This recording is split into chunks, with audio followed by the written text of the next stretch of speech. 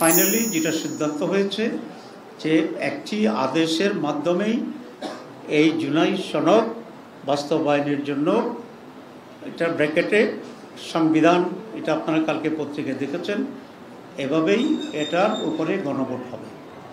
আমরা এই সিদ্ধান্তকে ওয়েলকাম করেছি এবং ইতিবাচক হিসেবে দেখেছি। ইতিমধ্যে আমরা আমাদের কমেন্ট পত্রিকার মাধ্যমে আমরা দিয়েছি, আমরা সেটা তাদেরকে অভিহিত করেছি এবং আমরা এটা বলেছি এখন যেটা অত্যন্ত গুরুত্বপূর্ণ সেটা হচ্ছে এনসিসি যে প্রস্তাব দিয়েছে সেটার দ্রুত ঘোষণা চলে আসা, একটা আদেশ দিয়ে দেওয়া।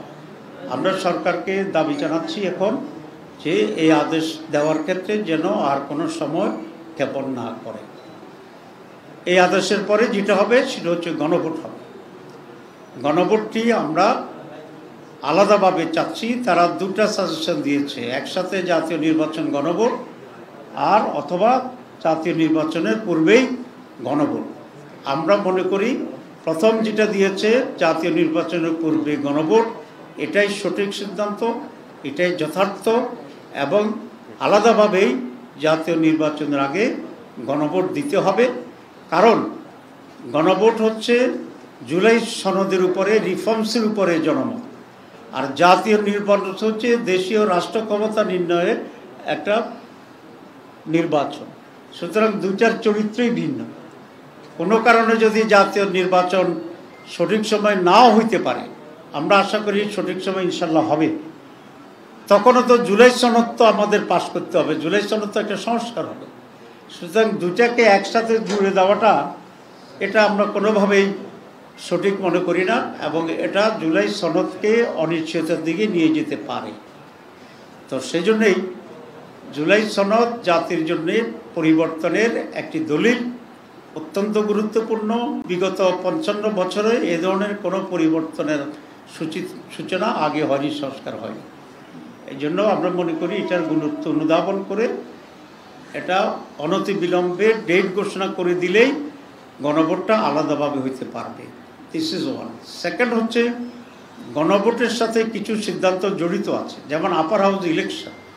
সুতরাং আপার হাউস ইলেকশন যদি হইতে হয়, মানুষ তো আগেই জানতে হবে যে আগামী নির্বাচনে আপার হাউস একটা আছে। যদি একই দিনে হয় তাহলে মানুষ তো জানবে না যে আপার হাউস পাস হচ্ছে না পাস হচ্ছে না। সুতরাং কোনো কিছু না জেনে ভোট দেবে কি? বলছে যে যেটা পার্লামেন্ট নির্বাচনে ভোট হবে সেই হারে আপার হাউস গঠিত হবে, তাহলে ভোট হয়ে যাবে আগে, আপার হাউসের জন্ম হবে পরে। তো জন্মের আগেই নাম রাখা, ছেলে না মেয়ে না জেনে, কিছুই না বুঝে, এটা তো একটা উদ্ভট টাইপের কথা হবে। তো সেই জন্য আমরা বলেছি আগেই গণভোট হইতে হবে। ফার্স্ট হচ্ছে দুটো, একটা হচ্ছে সময় আছে কিনা, ইয়েস সময় আছে। বাংলাদেশে দুইটাই গণভোট হয়েছে 17 দিনের ব্যবধানে, 21 দিনের ব্যবধানে।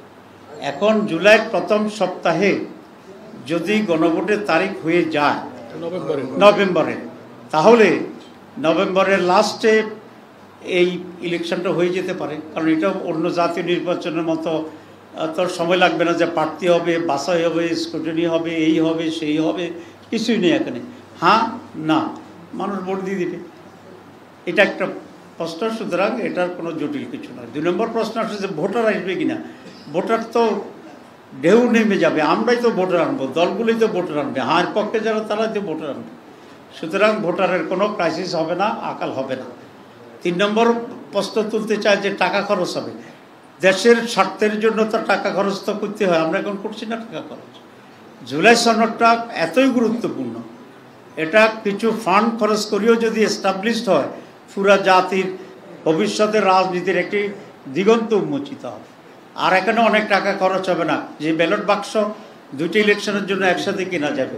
আমি বেশি ব্যাখ্যা না করে বলছি। সুতরাং এটা একটা শর্টলি অল্প খরচেই অল্প সময় এটা হয়ে যাবে। এই জন্য আমরা বলছি যে আদেশ দেওয়ার জন্য সময় ক্ষেপণ না করে অতি জরুরি আদেশ দিয়ে নভেম্বরের ভিতরেই গণভোটের জন্য আলাদা ডেট করে এটা সেরে দিয়ে জুলাই এবং ফেব্রুয়ারিতে জাতীয় নির্বাচনের প্রস্তুতি সম্পন্ন করা আমরা দাবি জানাচ্ছি। এবং যদি সময় ক্ষেপণের টেকনিক করে যদি অন্য কিছুর দিকে যাওয়ার চিন্তা হয়, তাহলে আমাদের সব নির্বাচনকেই এটার উপর একটা চাপ পড়ার আশঙ্কা আমরা সেটা